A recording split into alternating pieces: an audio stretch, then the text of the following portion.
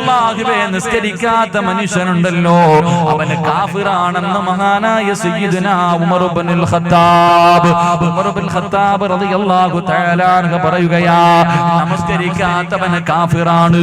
ഒരു വഖത്ത് നമസ്കാരം ഏതെങ്കിലും ഒരു മനുഷ്യന് കാരണമില്ലാതെ മുടക്കി കഴിഞ്ഞാൽ, ഒരൊറ്റ വഖത്ത് നമസ്കാരം ഈ സദസ്സിലിരിക്കുന്ന ഏതെങ്കിലും ഒരു മനുഷ്യന് കാരണമില്ലാതെ ഒരു വഖത്ത് നിസ്കാരം എന്ന് മുടക്കിയിട്ടുണ്ടോ അവന് കാഫിറാണെന്ന് മഹാനായ ഉമർ ഇബ്നുൽ ഖത്താബ് റളിയല്ലാഹു തആല അൻഹു പറയുമ്പോ എങ്ങനെയാ വരുന്നതെന്നറിയുമോ?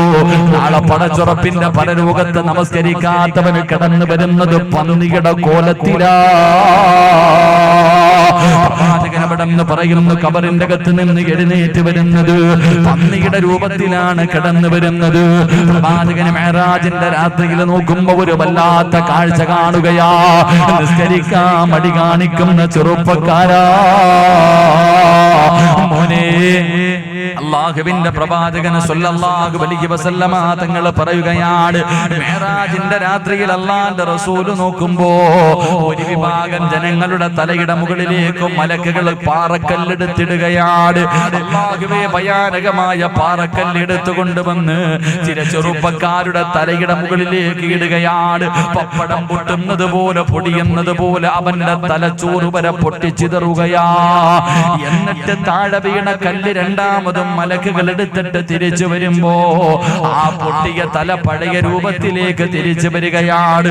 പിന്നെയും മലക്കുകൾ അവന്റെ തലയിലിടുകയാണ്. അല്ലാഹുവിന്റെ റസൂൽ ചോദിക്കുന്നു, ജിബ്രീൽ, മൻ ഹൗലാഇ യാ ജിബ്രീൽ, ഈ വൃത്തികെട്ടവരാരാണ് ജിബ്രീലേ? നബിയേ, നിസ്കാരം ഉപേക്ഷിക്കുന്നവരാ നബിയേ. അല്ലാഹുവിന്റെ പ്രവാചകനോട് അവിടുന്ന് പറഞ്ഞു കൊടുക്കുമ്പോ, എന്റെ പ്രിയമുള്ളവരെ, നമ്മളിൽ പലരും നിസ്കരിക്കുന്നവരാ. പക്ഷേ നമ്മുടെ നിസ്കാരം ഒരു കളിയാണല്ലോ. നമ്മുടെ നമസ്കാരം പടച്ചവനെ അതൊരു കോമാളിത്തരം പോലെയാ. എന്റെ പ്രിയപ്പെട്ട ചെറുപ്പക്കാരാ, മഹാനായ നബി മുഹമ്മദ് മുസ്തഫ സല്ലല്ലാഹു അലൈഹി വസല്ലമ തങ്ങള് അല്ലാഹുവിന്റെ പ്രവാചകൻ നോക്കുമ്പോ ഒരു മനുഷ്യൻ നിന്ന് നിസ്കരിക്കുകയാണ്. ആ മനുഷ്യൻ നമസ്കാരത്തിന്റെ ഇടയിൽ തന്റെ താടിയൊന്ന് നേരെയാക്കുകയാണ്. അല്ലാഹുവിന്റെ പ്രവാചകൻ നമസ്കാരം കഴിഞ്ഞപ്പോൾ ആ ചെറുപ്പക്കാരൻ അടുത്തേക്ക് വിളിക്കുകയാണ്. താടി പിടിച്ച് നേരെയാക്കിയ മനുഷ്യൻ അടുത്തേക്ക് വിളിച്ചിട്ട് അല്ലാഹുവിന്റെ റസൂൽ ചോദിച്ചു, നിനക്ക് അല്ലാഹനെ പേടിയില്ലേടാ? നിന്റെ ഹൃദയത്തിന്റെ അകത്ത് അല്ലാഹയെ കുറിച്ചുള്ള ചിന്തയില്ലേ? നമസ്കരിക്കുമ്പോ താടി നേരെയാക്കുന്നല്ലോ. ഈ കണക്കിലാണ് നീ മരിക്കുന്നതെങ്കിൽ നീ എന്റെ സമുദായമായിട്ടാണ് മരിച്ചതെന്ന് കരുതല്ലേ. എന്റെ പ്രിയമുള്ളവരെ, നമസ്കാരത്തിൽ താടി നേരെയാക്കിയ ഒരു മനുഷ്യനോട് അല്ലാഹുവിന്റെ പ്രവാചകൻ അവിടെ നിന്ന് ഓർമ്മപ്പെടുത്തുമ്പോ നമ്മുടെ നമസ്കാരം എങ്ങനെയെന്നറിയോ? പടച്ചവരെ, എന്റെ പ്രിയപ്പെട്ട സഹോദരങ്ങളോട് സഹോദരിമാരോട് പറയാനുള്ളത്, സ്വർഗത്തിൽ പോകണമെങ്കിൽ ഒരുപാട് നിസ്കാരം വേണമെന്നില്ല. ഒരു വഖത്ത് നിസ്കാരം മതി നിനക്ക് സ്വർഗം കിട്ടാൻ. ഒരേ ഒരു വഖത്ത് മതി നിനക്ക് സ്വർഗത്തിൽ പോകാൻ. അല്ലാഹുവേ, പ്രവാചകൻ അവിടെ നിന്ന് പറയുന്ന, ഒരു മനുഷ്യൻ നമസ്കരിക്കുന്നതിന് വേണ്ടി കൈകെട്ടുമ്പോ വലതുഭാഗത്തൊരു മലക്ക് കടന്നു വരികയാ, ഇടതുഭാഗത്ത് ശൈത്താനും കടന്നു വരികയാ. എന്നിട്ട് പടച്ചവരെ, ഞാനും നിങ്ങളും നമസ്കരിക്കുന്നതിന് വേണ്ടി കൈകെട്ടി കഴിയുമ്പോ ശൈത്താൻ അടുത്ത് നിന്നിട്ട് മറന്നുപോയ കാര്യങ്ങൾ മുഴുവനും വദാ പറഞ്ഞു തരികയാണ്. നമസ്കരിക്കാൻ കൈകെട്ടി നിൽക്കുന്ന മനുഷ്യന്റെ ചാരത്ത് ശൈത്താൻ വന്ന് നിന്നിട്ട് പഴയ കാര്യങ്ങൾ മുഴുവനും പറഞ്ഞു തരികയാണ്. മറന്നുപോയ കാര്യങ്ങൾ ഓർമ്മപ്പെടുത്തുകയാണ്. ആ സമയത്ത് വലതുഭാഗത്ത് നിൽക്കുന്ന മലക്ക് പറയുന്നു, മനുഷ്യ, നീ അല്ലാഹുവിന്റെ മുന്നിലാ നിൽക്കുന്നത്, നീ അല്ലാഹുവിന്റെ മുന്നിലാ നിൽക്കുന്നത്. അവന് പറയുന്നത് അനുസരിക്കല്ലേ. എന്റെ പ്രിയമുള്ളവരെ, മലക്ക് നമ്മളോട് പറഞ്ഞു തരികയാ, അല്ലാഹുവേ, നമസ്കാരത്തിന്റെ സമയത്ത് സുജൂദ് ദീർഘിപ്പിക്കണമെന്നാണ്. ഒരുപാട് നേരം സുജൂദ് ചെയ്യണമെന്നാ. കാരണം എന്തെന്നറിയുമോ? പാവങ്ങൾ മുഴുവനും തലയുടെ മുകളിലേക്ക് വരികയാണ്. ഒരു മനുഷ്യൻ സുജൂദിൽ കിടക്കുമ്പോ അവൻ ചെയ്ത പാവങ്ങൾ മുഴുവനും അവന്റെ തലയുടെ മുകളിൽ വരും. എന്നിട്ടതാ പൊഴിഞ്ഞു വീഴുമെന്ന് നബി മുഹമ്മദ് മുസ്തഫ സല്ലല്ലാഹു അലൈഹി വസല്ലമ തങ്ങൾ പറയുകയാ, ഉണക്ക മരത്തിൽ നിന്ന് ഇലകൾ പൊഴിഞ്ഞു വീഴുന്നത് പോലെ ഒരു മനുഷ്യൻ നിസ്കരിക്കുന്ന സമയത്ത് സുജൂദിൽ കിടക്കുമ്പോ അവന്റെ തലയിൽ നിന്ന് ഇങ്ങനെ പാപങ്ങൾ പൊഴിഞ്ഞു വീഴുകയാ. നമസ്കാരം കഴിയുമ്പോ അല്ലാഹുവേ ശൈത്താൻ പറഞ്ഞതനുസരിച്ച മനുഷ്യനോട് മലക്ക് പറയുന്നു, എടാ പരാജയപ്പെട്ടവനെ, ഞാൻ പറഞ്ഞത് കേട്ടിരുന്നെങ്കിൽ നിനക്ക് അല്ലാഹു സ്വർഗ്ഗം തരുമായിരുന്നു, നീ നരകവാസിയായി പോയല്ലോ. പടച്ചവനെ, അല്ലാഹുവിനെ ഭയന്നുകൊണ്ട് നിസ്കരിക്കുന്ന ഒരു മനുഷ്യന് 2 റക്അത്ത് നിസ്കരിച്ച് കഴിയുമ്പോൾ അവന്റെ ഉമ്മ പ്രസവിച്ചതുപോലെ മാറുകയാണ്. സർവ്വ പാപങ്ങളും അല്ലാഹു പുറത്തു കൊടുക്കുകയാ. മലക്കുകൾ പറയുന്നു, നീ എത്ര വലിയ ഭാഗ്യവാനാ, നീ സ്വർഗ്ഗത്തിന്റെ അവകാശിയാണല്ലോ, നിനക്ക് സ്വർഗ്ഗമുണ്ടല്ലോ, സ്വർഗ്ഗത്തിന്റെ കവാടത്തിന്റെ മുന്നിൽ നിന്റെ പേരെഴുതി വെക്കുമെന്ന് നബി മുഹമ്മദ് മുസ്തഫ സല്ലല്ലാഹു അലൈഹി വസല്ലമ തങ്ങൾ പറയുമ്പോ, ചെറുപ്പക്കാരാ 2 റക്അത്ത് നിസ്കാരം മതി മോനെ, ഒരു വഖത്ത് നിസ്കാരം മതി, പടച്ച റബ്ബിന്റെ സ്വർഗ്ഗം നിനക്ക് കിട്ടാ. എങ്ങനെ നിസ്കരിക്കണമെന്നറിയോ? എങ്ങനെ നിസ്കരിക്കണമെന്നറിയോ? മഹാനായ ഉർവ റളിയല്ലാഹു തആല അൻഹു, അല്ലാഹുവിന്റെ പ്രവാചകന്റെ സ്വഹാബിയാണ് ഉർവ റളിയല്ലാഹു തആല അൻഹു. തന്റെ വിരൽ പഴുക്കുകയാണ്, തന്റെ കാലിന്റെ വിരലിൽ പഴുപ്പായി. വൈദ്യന്മാര് പറഞ്ഞ് വിരൽ മുറിച്ച് കളയണം, അല്ലെങ്കിൽ പഴുപ്പ് മുകളിലേക്ക് കയറും. ഉർവതങ്ങൾ പറഞ്ഞ് എനിക്ക് നിസ്കരിക്കണം, ഉർവതങ്ങൾ പറഞ്ഞ് എനിക്ക് നിസ്കരിക്കണം. അല്ലാഹുവേ, കാലിന്റെ വിരലിൽ നിന്ന് പഴുപ്പ് കയറി കാൽപത്തി മുഴുവനും പഴുപ്പായി. അപ്പോഴും വൈദ്യന്മാര് പറഞ്ഞ് കാല് മുറിച്ചു മാറ്റിയില്ലെങ്കിൽ അതാ കാലിന്റെ മുകളിലേക്ക് പഴുപ്പ് കയറാൻ സാധ്യതയുണ്ട്. ഉർവതങ്ങളെ സമ്മതിച്ചില്ല. അവസാനം തന്റെ കാലിന്റെ അതാ മുട്ടിന്റെ ഭാഗം വരെ പഴുപ്പിങ് മുകളിലേക്ക് കയറുമ്പോ അവസാനം ഉർവതങ്ങളോട് ഉർവ റളിയല്ലാഹു തആല അൻഹുവിനോട് വൈദ്യന്മാര് പറഞ്ഞു, തങ്ങളെ, കാല് മുറിച്ചു മാറ്റിയില്ലെങ്കിൽ മുകളിലേക്ക് പഴുപ്പ് കയറാൻ സാധ്യതയുണ്ട്, ഇനിയെങ്കിലും ഞങ്ങൾ പറയുന്നതൊന്നനുസരിക്ക്. അവസാനം ഉർവ റളിയല്ലാഹു തആല അൻഹു അവിടുന്ന് കാല് മുറിക്കാൻ സമ്മതിക്കുകയാ. അവസാനം വൈദ്യന്മാര് ഒരു പാത്രത്തിൽ കള്ള് കൊണ്ടുവരികയാണ്. ഉർവ റളിയല്ലാഹു തആല അൻഹുവിന്റെ കയ്യിൽ കൊടുത്തിട്ട് പറഞ്ഞു, തങ്ങളെ, ഈ കള്ള് കുടിക്കണം. അല്ലാഹുവേ, അവിടുന്ന് ഞാൻ പറഞ്ഞു, ഉർവതങ്ങൾ പറഞ്ഞു, ഞാൻ കുടിക്കൂല, ഇത് കുടിച്ചാലേ കാല് മുറിക്കാൻ പറ്റൂ, വേദന അറിയാതിരിക്കണമെങ്കിൽ ഇത് കുടിക്കണമല്ലോ, വേദന അറിയാതിരിക്കണമെങ്കിൽ ഇത് കുടിക്കണമല്ലോ. എന്റെ പ്രിയമുള്ളവരെ, അവസാനം ഉർവ റളിയല്ലാഹു തആല അൻഹു പറഞ്ഞു, നിങ്ങൾക്ക് എന്റെ കാലല്ലേ മുറിക്കേണ്ടത്, നിങ്ങൾക്ക് എന്റെ കാലല്ലേ മുറിക്കേണ്ടത്, അതിന് നിങ്ങൾ എന്നെ കൊണ്ട് കള്ളു കുടിപ്പിക്കണ്ട. മഹാനായ ഉർവ റളിയല്ലാഹു തആല അൻഹു പറഞ്ഞു തന്നറിയോ, ഞാനൊന്ന് പൊതുപെടുത്തിട്ട് 2 റക്അത്ത് നിസ്കരിക്കാം, ഞാൻ ഒന്നുപെടുത്തിട്ട് 2 റക്അത്ത് നിസ്കരിക്കാം. ആ നിസ്കരിക്കുന്ന സമയത്ത് നിങ്ങളെ കൊണ്ട് കഴിയുമെങ്കിൽ നിങ്ങൾ എന്റെ കാല് മുറിച്ചു മാറ്റിക്കോ. എന്റെ പ്രിയപ്പെട്ട മുസ്ലിമേ, ഉർവ റളിയല്ലാഹു തആല അൻഹു ഒന്നുപെടുത്തു. അവിടുന്ന് നിസ്കരിക്കുന്നതിന് വേണ്ടി അല്ലാഹുവേ അതാ വജ്ജഹത്ത് ബോധി കൈകെട്ടിയതാ വജ്ജഹത്ത് ബോധി. അവിടുന്ന് ഫാത്തിഹ ബോധി സൂറത്ത് തുടങ്ങുമ്പോ വൈദ്യന്മാര് കാല് മുറിക്കുകയാ. ഒരു മരുന്നും കൊടുക്കാതെ, അല്ലാഹുവേ മയക്കാതെ, ഉർവ റളിയല്ലാഹു തആല അൻഹുവിന്റെ പച്ചയായ ഒരു മനുഷ്യന്റെ കാല് മുറിക്കുകയാണ്. അല്ലാഹുവേ, ഉർവതങ്ങൾ അറിഞ്ഞില്ല. ഞാനും നിങ്ങളും ഒരു കൊതുവ് കടിച്ചാ തിരിച്ചറിയുമല്ലോ. അല്ലാഹുവേ, ഉർവ റളിയല്ലാഹു തആല അൻഹുവിന്റെ ഒരു കാലവരങ്ങ് വെട്ടിമുറിച്ചു. പടച്ചവനെ, തങ്ങൾ അറിഞ്ഞില്ല. കാലിലൂടെ രക്തം ഇങ്ങനെ ഒലിക്കുകയാണ്. ബ്ലഡ് നിൽക്കാതെ ഇങ്ങനെ ഒലിക്കുമ്പോ സൈതണ്ണ തിളപ്പിച്ചിട്ട് ചോര നിൽക്കുന്നതിന് വേണ്ടി, രക്തം നിൽക്കുന്നതിന് വേണ്ടി എന്ന് ചെയ്തിരുന്നത് അല്ലാഹുവേ, സൈതണ്ണ തിളപ്പിച്ചിട്ട് മുക്കുകയാ. തിളച്ച എണ്ണ തന്റെ മുറിച്ച കാലിലേക്ക് മുക്കുമ്പോ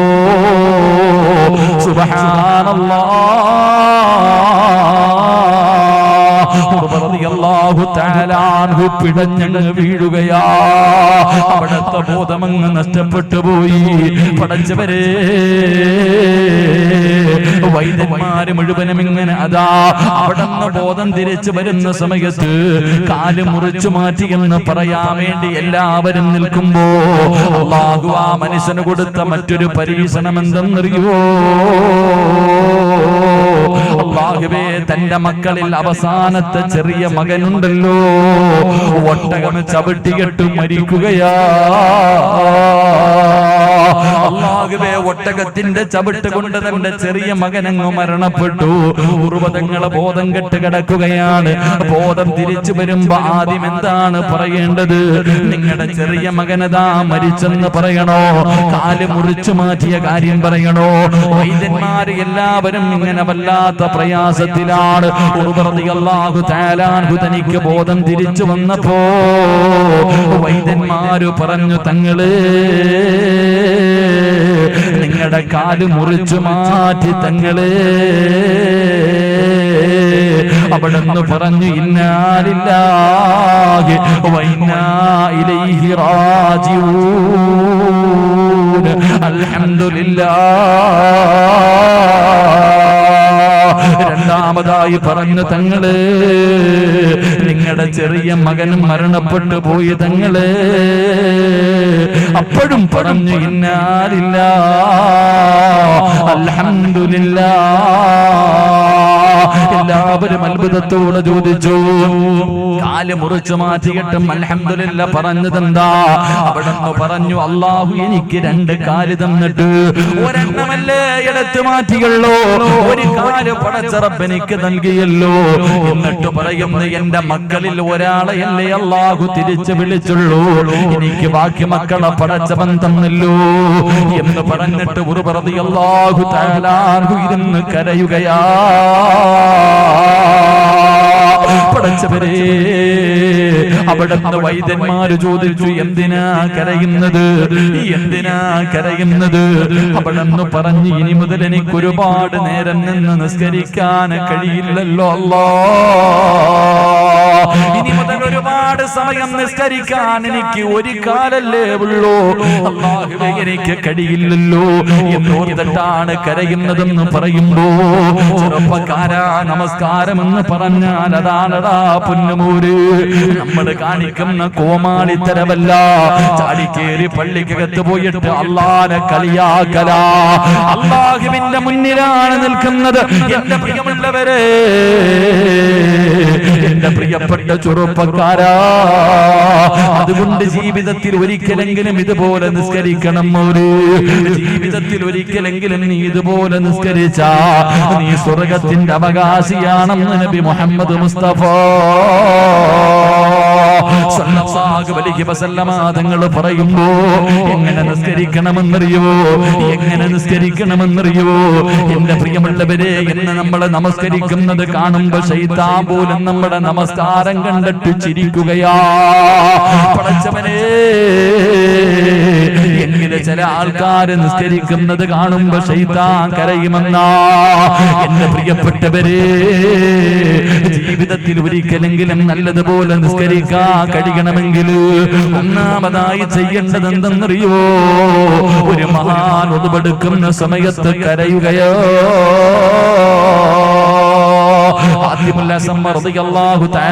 പറയുന്നുണ്ട്, ഒന്നുപെടുക്കുന്ന സമയത്തെ കരയുകയാണ്, കൈകാലുകൾ വിറയ്ക്കുകയാണ്, കൈകാലുകൾ വിറയ്ക്കുകയാണ്, നിറമങ്ങ് മാറുകയാണ്.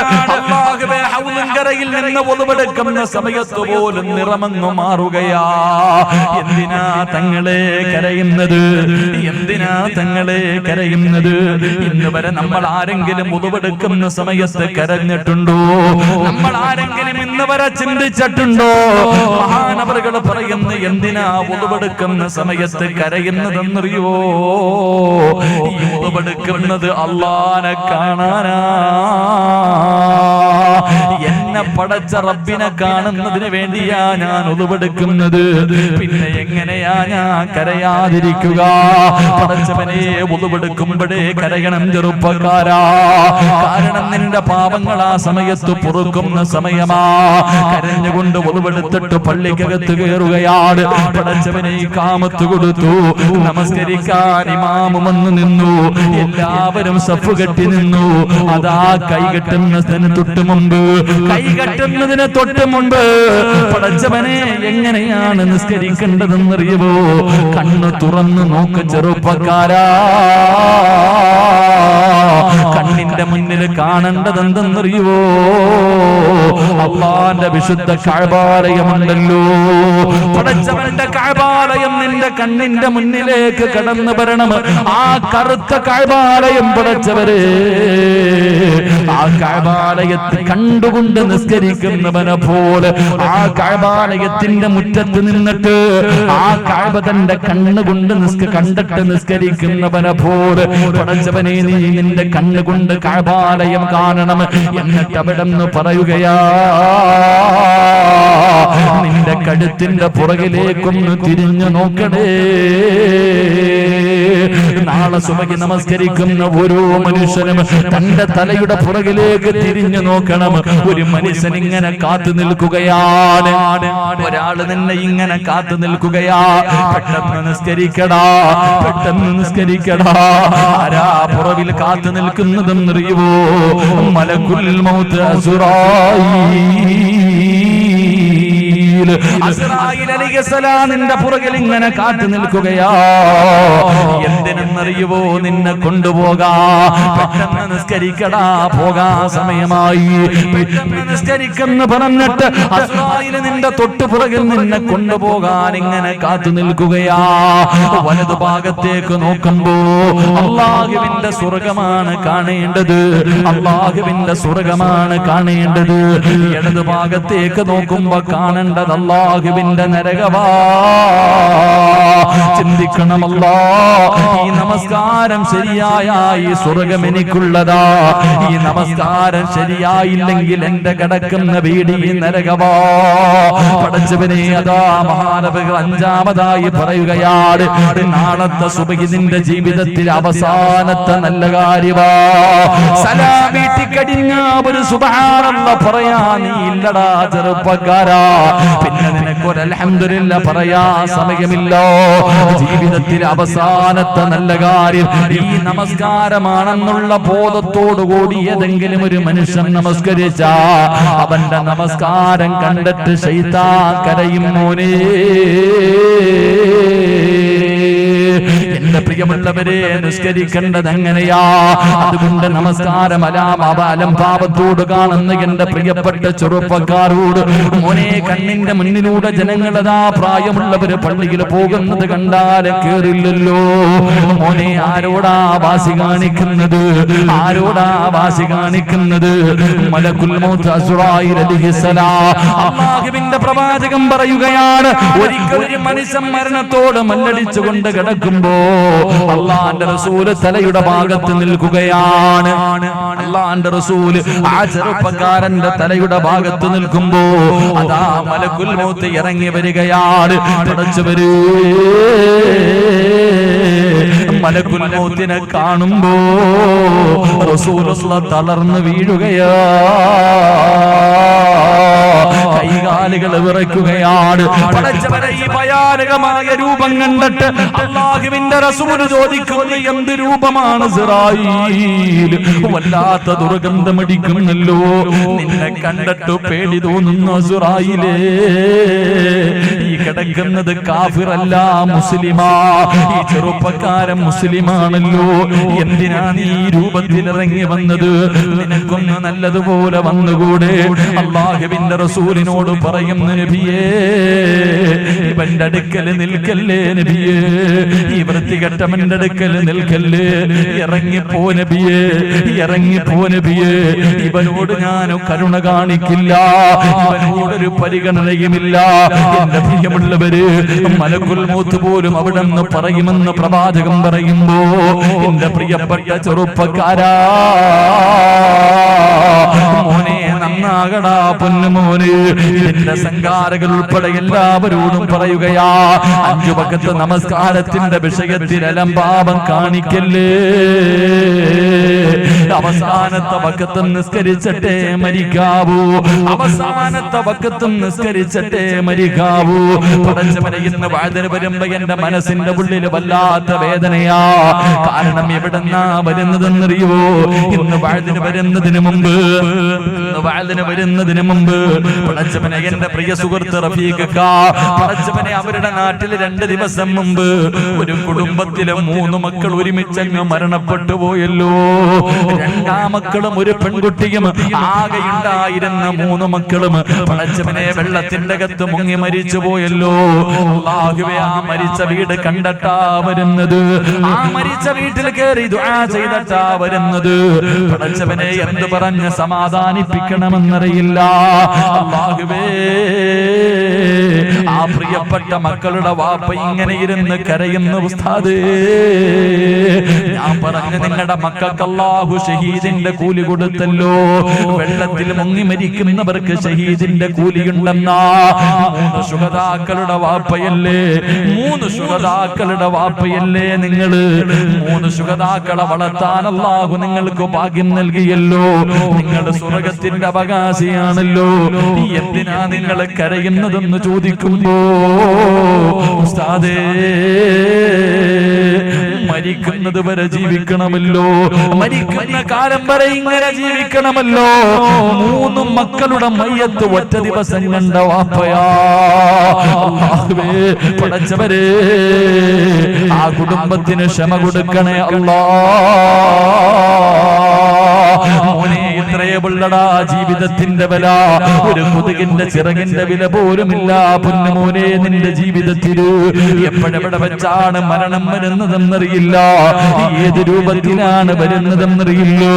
എന്റെ പ്രിയമുള്ളവരെ, എപ്പോ എവിടെ വെച്ച് വന്നാലും അവസാനത്തെ വഖത്ത് നിസ്കരിച്ചിട്ട് മരിക്കണം ചെറുപ്പക്കാരാ.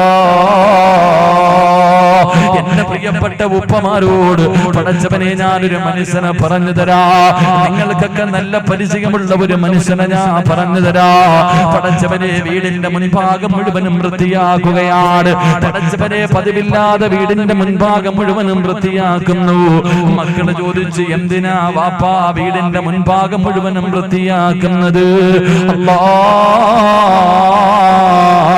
വാപ്പ മക്കളോട് പറഞ്ഞു, നിങ്ങൾക്കത് പിന്നെ മനസ്സിലാകും, അത് നിങ്ങൾക്ക് പിന്നെ മനസ്സിലാകും. കല്യാണ വീടിന്റെ കല്യാണം വരുമ്പോ വീട് വൃത്തിയാക്കുന്നത് പോലെ വീടിന്റെ പരിസരം മുഴുവനും വൃത്തിയാക്കുകയാ. അവസാനം അവിടെ നിന്ന് പറഞ്ഞു, നിങ്ങൾക്കത് പിന്നെ മനസ്സിലാകും. അല്ലാഹുവേ, അന്ന് വൈകുന്നേര സമയമെത്തിയപ്പോ ഭാര്യയെ വിളിച്ചിട്ട് പറഞ്ഞു, പെണ്ണെ, എന്നെ നീ ഒന്ന് കുളിപ്പിക്കുവോ, എന്നെ നീ ഒന്ന് കുളിപ്പിക്കുവോ. അവസാനം ഭാര്യ കുളിപ്പിക്കുകയാണ്. കുളിപ്പിക്കുന്ന സമയത്ത് പറഞ്ഞു, ഇനി ഒരിക്കലും നിനക്കെന്നെ കുളിപ്പിക്കാൻ കഴിയില്ല. അല്ലാഹുവേ, അവിടെ നിന്ന് കുളിച്ചു. ഭാര്യ ഭർത്താവിനെ കുളിപ്പിച്ചു. അത് കഴിഞ്ഞിട്ട് പറഞ്ഞു, ഒതുവെടുത്തിട്ട് നമുക്ക് നിസ്കരിക്കാം. ഭാര്യയും ഭർത്താവും കൂടെ നിസ്കരിച്ചു. നിസ്കാരം കഴിഞ്ഞിട്ടല്ലോ ഭർത്താവ് ഭാര്യയോട് പറഞ്ഞു, പെണ്ണേ, എന്നെ മരിക്കുന്ന ദിവസവും നിസ്കരിക്കണമെന്ന് വല്ലാത്ത മോഹമായിരുന്നു. അല്ലാഹു എനിക്കതിനുള്ള ഭാഗ്യം തന്നല്ലോ എന്ന് യാത്രയും പറഞ്ഞിട്ട് കിടന്നതാ. എന്റെ പ്രിയമുള്ളവര്, അവസാന പടച്ചറപ്പിന്റെ തീരുമാനത്തിന്റെ മുന്നിലങ്ങ് യാത്രയായപ്പോ ആരെക്കുറിച്ചാ പറഞ്ഞതെന്നറിയുവോ? പാറന്നൂർ ഉസ്താദിന്റെ ചരിത്രമാ പറഞ്ഞു തരുന്നത്. അതുകൊണ്ട് എന്റെ പ്രിയമുള്ള സഹോദരാ, മോനെ, മരണം എപ്പോഴെവിടെ വെച്ചാണ് വരുന്നതെന്നറിയില്ല. ഇന്നലെ പള്ളിയിലേക്ക് ജുമയ്ക്ക് പോകുമ്പോ പടച്ചവനെ, 2 ചെറുപ്പക്കാര് പാണ്ടിലൂരിയുടെ അടിയിൽ നിന്ന് രാവിലെ വീട്ടിൽ നിന്ന് വെളിയിലേക്ക് ഇറങ്ങി 2 മക്കളാട്. പടച്ചവരെ, മോനെ, അവസാനം കണ്ണിന്റെ മുന്നിൽ കിടന്ന് പിടഞ്ഞുകൊണ്ട് മരിക്കുമ്പോ അല്ലാഹുവേ, കണ്ടവര് മുഴുവനും ഓടുകയാണ്. ലോറിയുടെ ഡ്രൈവർ വിളിച്ചു കൂവിക്കൊണ്ടാ ഓടുന്നത്. അവസാനം ഫയർഫോഴ്സ് വന്നിട്ട് പടച്ച പടച്ചവനെ വല്ലാത്തൊരവസ്ഥയിൽ അവിടുന്ന് മയ്യത്തെടുക്കുമ്പോ ചെറുപ്പക്കാരാ ജീവിതത്തിന് വില എത്രയേ ഉള്ള പൊന്നുമോന് എപ്പോഴെവിടെ വെച്ചാണ് മരണം വരുന്നതെന്നറിയില്ലോ ഏത് സമയത്ത് എവിടെ വെച്ച് വന്നാൽ സമ്മാന പൊതി വാങ്ങുന്നത് പോലെ മരണം വാങ്ങണം മോനെ റഹ്മാനുറഹീമായ അല്ലാഹ് കരുണക്കടലായ അല്ലാഹ് ദയാലുവായ അല്ലാഹ് പടച്ചവനെ പെട്ടെന്നുള്ള മരണങ്ങളെ തൊട്ട് ഞങ്ങളെ നീ കാക്കണേ അല്ലാഹ്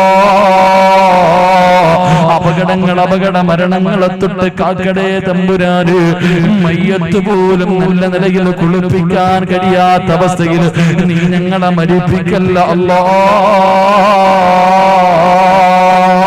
സംഘാടകരുടെ ബക്കറ്റുമായിട്ട് മുന്നിലേക്ക് കടന്നു വരികയാ ഓടേണ്ടവർ ഓടാ ഇപ്പോഴല്ലേ ഓടാൻ പറ്റൂ മലക്കുൽ മൗത്ത് വന്നാൽ എവിടെയോടാരാ ഇത് നിങ്ങളുടെ മുന്നിലേക്ക് കടന്നു വരുമ്പോ മനസ്സറിഞ്ഞുകൊണ്ട് റബ്ബേ ഇൽമു പഠിപ്പിക്കുന്ന ഒരു മദ്രസയുടെ പ്രവർത്തനത്തിന് വേണ്ടിയല്ലേ മനസ്സറിഞ്ഞുകൊണ്ടൊരു നല്ല സദക്ക കൊടുക്കാൻ കഴിയുമോ നല്ല ഒരു സദക്ക കൊടുക്കാൻ കഴിയുമോ സദക്ക ഇടുന്ന സമയത്ത് പറയണമല്ലാ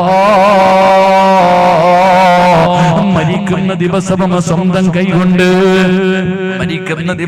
സ്വന്തം കൈകൊണ്ട് ഒന്നുപെടുത്തിട്ട് നിസ്കരിച്ചിട്ട് മരിക്കാൻ ഭാഗ്യമ തരണേ അല്ലാഹ് ഭാഗ്യമ തരണേ അല്ലാഹ് ഒരു നിയത്തോടെ ഒരു നല്ല സദഖ എടുത്തു അല്ലാഹുവേ റഹ്മാനുറഹീമായ അല്ലാഹ് കരുണക്കടലായ അല്ലാഹ് ആരെല്ലാം ഒരു നല്ല സദഖ കൊടുക്കുന്നു അവർക്ക് റബ്ബേ നീ ആഫിയത്തും ദീർഘായുസ്സും കൊടുക്കണേ അല്ലാഹ്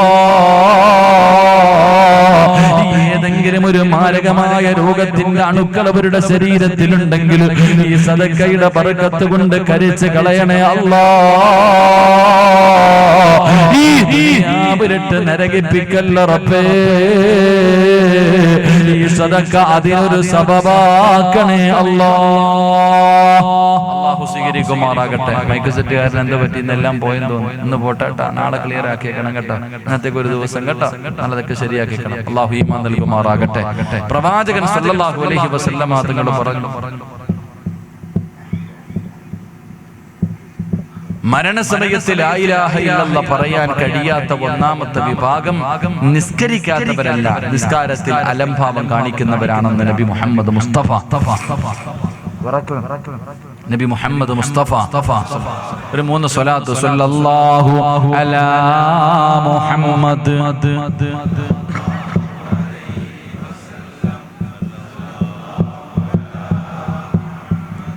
സല്ലല്ലാഹു അലൈഹി വസല്ലം അല്ലാഹുമ്മ സ്വല്ലി അലാ മുഹമ്മദ് യാ റബ്ബി സ്വല്ലി അലൈഹി വസല്ലം അല്ലാഹു സ്വീകരിക്കുമാറാകട്ടെ ഉറക്കെ അല്ലാഹു സ്വീകരിക്കുമാറാകട്ടെ അല്ലാഹുവേ ആരെല്ലാം മനസ്സറിഞ്ഞുകൊണ്ടൊരു നല്ല സദഖ കൊടുക്കുന്നു അല്ലാഹുവേ പടച്ചവനെ ഇവരുടെ ഇരു ലോകവും നീ വിജയത്തിലാക്കി കൊടുക്കണേ റഹ്മാൻ